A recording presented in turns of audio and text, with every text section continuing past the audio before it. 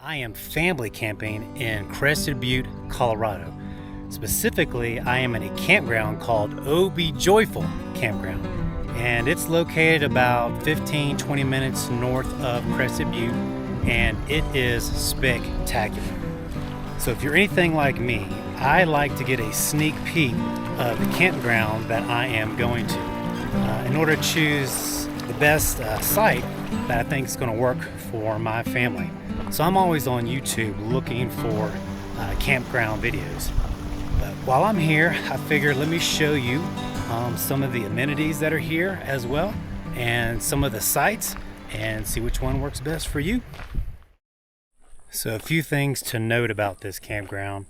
One, at the time of the recording of this video, it was $20 per night, and you had to reserve it at recreation.gov. And I did that, I want to say in May is when when they first came out. It wasn't your typical kind of like 6 months. It was a specific month of the year when I think the roads start opening back up. But you reserve it on recreation.gov. I recommend doing it early because they do fill up pretty quick. Two, there's no real amenities here. There are pit toilets. There's some pit toilets for the day use, and there's also a pit toilet for the campground. But other than that, there's no electric hookups. There's no spigot for water. There's no nothing. So you bring your water and anything else that you need for camping. So now we are coming into, I would call, the main entrance of the campground. So we're going to come up here. This first site over here is site number 1. And it looks like a good RV camper site. Not much for a tent, but it's right there on the water. I mean, it's a beautiful little site. The picnic bench is in the shade. So if you got something you just want to pull up and back into, this would be a great spot. This is the beginning of the loop. So here we'll come up on like campsites 2 through 6, and then you'll hit the tent campsites in the back 7 through 9, and then it loops around over here. Campsite number 2 looks like it has a bit more shade. Again, the creek is just right on the other side of that. Looks like you have some shade back there if you want to throw up a hammock for relaxing. Good, nice area for a tent or camper, RV. Campsite number 3. Again, a great spot on the water. Just not a lot of shade. So probably good for pulling in with an RV or camper. Here's campsite number 4. Looks to be just a straightforward pull-in. Not a very big site, but the water is just right on the other side of that. So here's campsite number 5. Pretty good wide open campsite. It's in the middle of the loop. Good space for a camper or a tent. And this young man is going to show me his cool little, I guess it's like a pop-up camper, where his roof is going to raise up so he can walk around in there. So this is the pop-up square up. He says it raises the roof about 15-18 inches and allows him so he can stand up and walk inside. He gave me permission to have a sneak peek into his space here.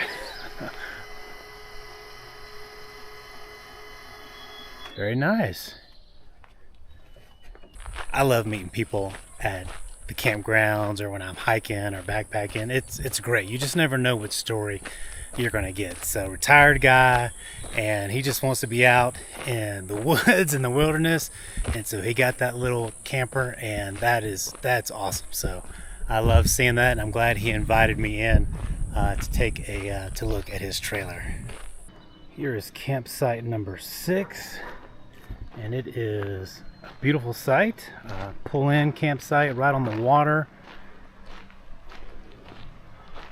Some nice shaded trees for your picnic bench and not a bad view. Campsite number 6. So here's the parking for campsites 7 through 10. There's a little trail here on the side that goes back 300 feet or so, and there are 4 campsites, and we're staying at one of those at campsite number 9. This first one here on the left. What's this? Number 7. Nice campsite, good shade, and the water is right there, so they have easy access to the water. Campsite number 8, again another. There's good old Sherpa for those of you who follow the channel. Another nice campsite, shade. We are campsite number 9. So we'll be spending the next 4 days, 3 nights. Oh yeah, this is sweet. Got picnic bench, fire pit. Got the bear box, which is great. Plenty of trees for my hammock, Nate's hammock, and just 2 relaxing hammocks because we are a hammock family and love it. Probably put the tent right there, and I think it's right on the water. Yeah, right on the water. This is nice. Whew. Sherpa, let's show them number 10. Number 10 is the last one backed in here, so it's really not too far. This one has the most privacy, as nobody will be walking by your campsite. Nice little valley. Saw a deer earlier this morning back here, and then you also have easy access to the water. There's campsite number 11.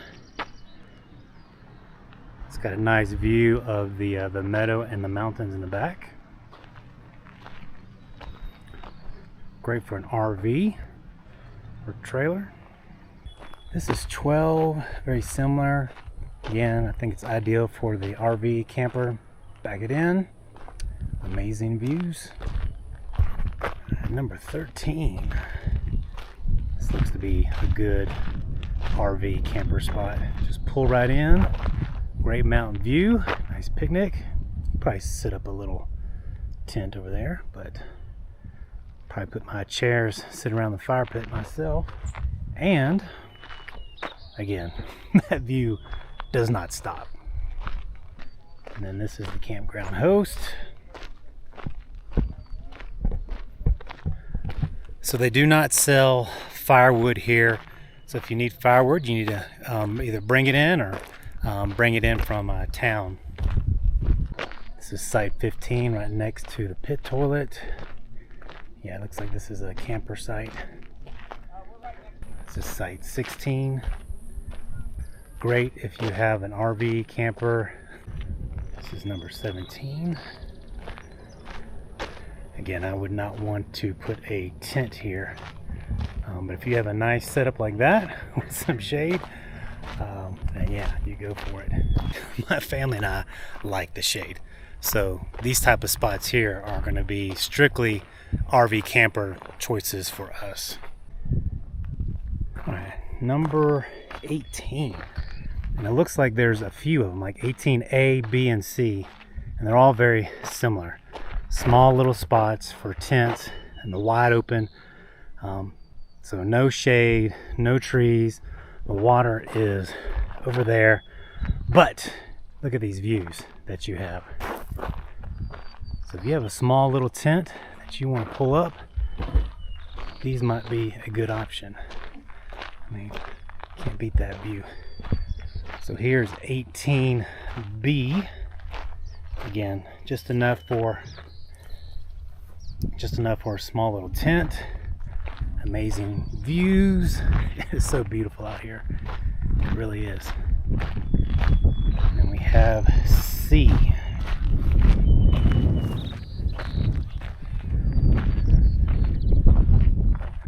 can't forget D. D doesn't even look like it has a picnic bench, because that's C right there that we just came down. Just a tent pad, but an amazing view. Here's the one pit toilet for the campground. So campsites 19 through 30 are first access when you come into the campground to the right, and you'll see a sign that says 19 through 30. There's a dirt road that comes in at the very beginning of the entrance. You just take it right there and you can snag one of those spots. Campsite number 19 looks to be pretty much kind of like a pull-in. So if you're either camping with your car or an RV or camper, this might work out well for you, but not really much to it. It is, I mean, you do have good access, so the bridge and the trail begin right there, so you do have close access to the trail. So this is campsite, I believe, 22, which is pretty good. You have a little privacy, I believe, more than some of the others. Again, people will be walking. This is the beginning of the trail, the Oh Be Joyful trail. It doesn't look like you have a lot of shade back there either, but a nice campsite, good access to water. Campsite 21. This looks to be nice. And for me, I'm going to be biased. I like the, we are tent campers. We don't have an RV or camper, but I love the trees, the shade, and again, that bridge and trail is right over there. So this is a really nice site. 22. I'm trying to catch these sites when people aren't here before they're checking in, so I can get into some of these sites. This looks like a little great site as well. Doesn't look like you have as much privacy as site 21, but still, I mean, great shade, good open space, good access to the water. There's the bridge right there. This is nice. Campsite 23. So when I saw it this morning, I thought it was beautiful, and it is. It's a beautiful spot, perfect. Right here on the water, mountain views. You're just going to have a lot of traffic of people coming over the bridge as they're beginning the trail. So these next few campsites are walk-in, similar to the one we have on the other side. So depending on which one you get, the further you'll have to walk.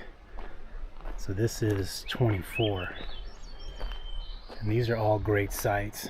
I just think they're on top of each other, but they have great access to the water. So this is site number 25, which would be really nice. Just as you can see, to get to site 26, you're basically having to walk right through their camp. So I'm not a big fan of that. So there's site 26. Again, you are right on the water, good mountain view. This is sweet.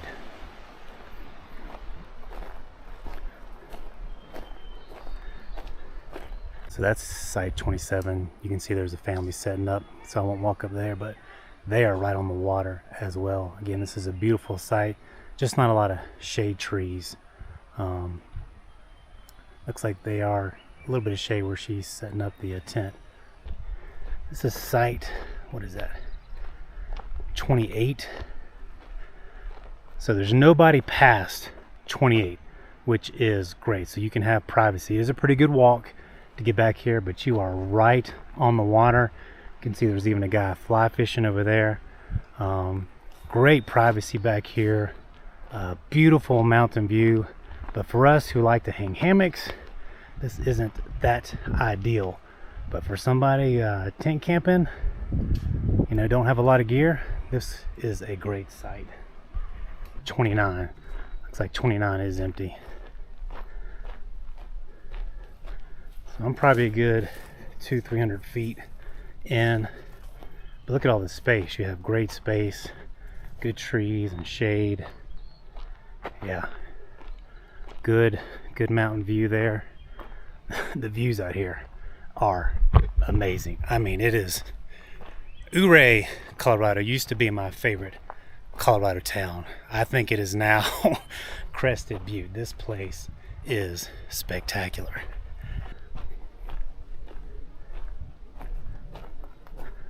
That's 30. Looks like you got a little privacy, some good shade. You're not exactly right on the water, but you're not too far away either.